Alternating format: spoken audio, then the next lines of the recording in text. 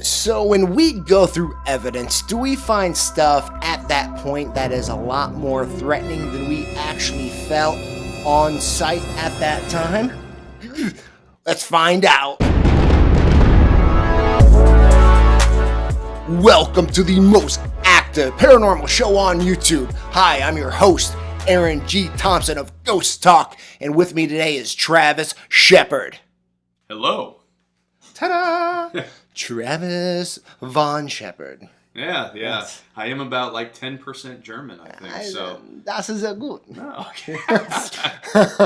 All right, guys. Hey, we're a Ghost Crier at ghostcrier.com. We're a thing, we're a place. So check it out on the interwebs. We do stuff. Thank you so much for watching us.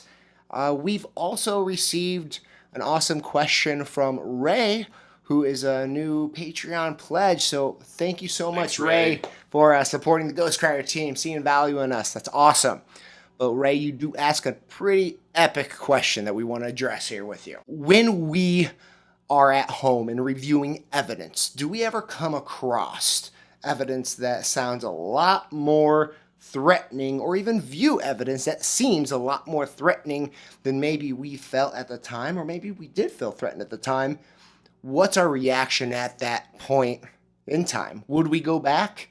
All that fun stuff. I think this is an awesome question because we did just get done a few weeks ago with our group event at the Scottish Rites Cathedral. So we're technically going through evidence right now. Yeah. And we're finding some good stuff here, Ray, and everyone out there watching. So I do want to get, to something that you may have discovered after the fact, too. We'll discuss that even larger later. But I can tell you personally, for me, it happens a lot more often than not. When you're speaking or communicating, I believe, with entities, with spirits that aren't familiar with what we do or what's even going on in their afterlife. It's not their dream afterlife that they've been told, over and over again what it should be. It's not that, and that's scary.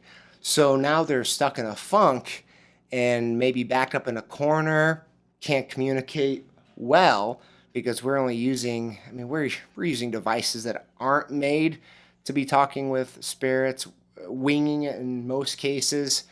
So yeah, they may feel threatened. They may say something that's a little more vulgar or a little more aggressive than maybe means to be or meant to be, or maybe that's how we're interpreting it at the time. So I still like to take a very scientific mindset to each of the electronic voice phenomena we run into, or spirit box voices that come over, even with camera shots and photographs. I just want to take a hard look at all that evidence, and my curiosity drives me to push it further. I don't get an eerie feeling at the time. I almost get a cool feeling at the time, Yeah. Because I'm like, oh, cool. That's what it sounds like they said. But Travis, how about you? I know you haven't done a lot, of investigations. Yeah. You're kind of rolling into it now.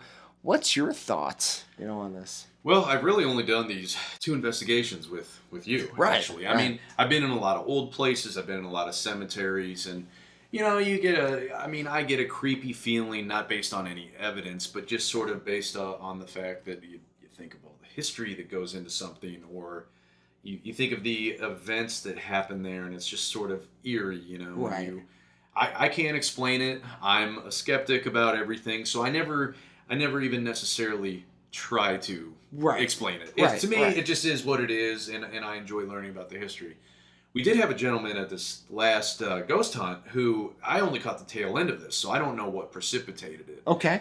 But everybody had made it up to the 3rd floor, I think. It was the 3rd floor meeting room. Yeah. And were you in there at the time, or did you go? I went on. There's an attic. There's I think you're familiar with the attic or whatever around the corner. Oh yeah. I snuck up there for a little bit, so I got away from him. But okay, so because when I went in there, and lights were out, so I couldn't see who was who and whatever. And I didn't realize we had access to that meeting room. You had mentioned it, but I had forgotten it. I was like, oh, this is cool.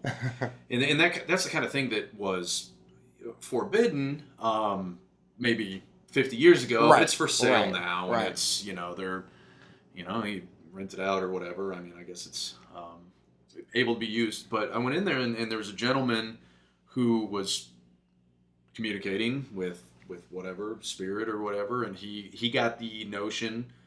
We had all these devices going, but I didn't know what was going on. And he's just like, we're not meaning any harm. And he's like, do you mind if we stay here and try to?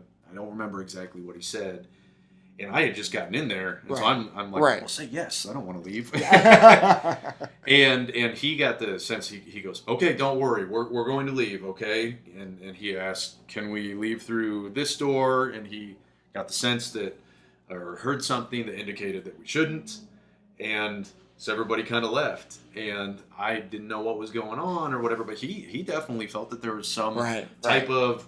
It just wasn't cool, and that being a room that was off limits for so long, I mean, maybe it was. And even with us they don't rent that room out to us. I had to actually ask for that specifically. Oh yeah. So, yeah, it's just a cool room.